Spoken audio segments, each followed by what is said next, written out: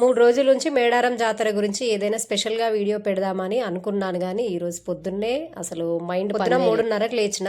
పాపెళ్ళేలోపు 7:30కి వెళ్ళిపోద్ది కదా! ఆ టైం వరకు పూజ కావాలి అని చేసుకున్నాను. పూజ అయింది. పాపెళ్ళిపోయింది. తన కోసం ఒక 2 చపాతీలు చేసి ఇచ్చిన. తనెళ్ళిన తర్వాత మా బాబుని లేపడానికి ఇంకా ఓ యుద్ధమే జరిగింది. ఇంట్లో ఈరోజు సమ్మక్కకి, సారక్కకి ఇంట్లో అమ్మవారికి తనకి ఇష్టమైన బంగారం కానీ బెల్లం పాశం అంటాము దాన్ని పెడతాము అమ్మవారికి నైవేద్యంగా. అలానే చీర, బ్లౌజ్ పీస్ కూడా పెడతారు.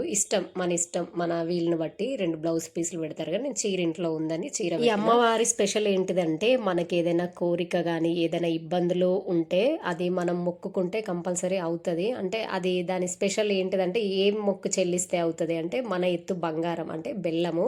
ఇప్పుడు నా పాప గురించి బాబు గురించి ఏదైనా అనుకుంటే వాళ్ళెత్తు బంగారం సమర్పించుకుంటాను అని మొక్కితే, మా బాబు ఎందుకు వెళ్ళను అన్నాడంటే, కోడిని ఇంట్లో తెచ్చి కోస్తామేమో అనుకుని, ఇక్కడ సిటీలో మనం ఇంట్లో తెచ్చి కోస్తే మళ్ళీ దాన్ని వాళ్ళు కట్ చేసి ఇవ్వరని అక్కడే మొక్కి అక్కడే కట్ చేయించుకొచ్చారు. ఆ కోడి కోసం వెళ్ళనన్నాడు.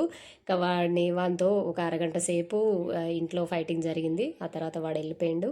వాడి ముందే ఇంకా కోడిని తీసుకొని అక్కడే, అంటే ఇంట్లోకి ఎక్కడ తీసుకొస్తారేమో అనుకున్నాడు కానీ తీసుకురాలేదు. ఓకే అండి, వీడియో నచ్చితే లైక్ చేయండి.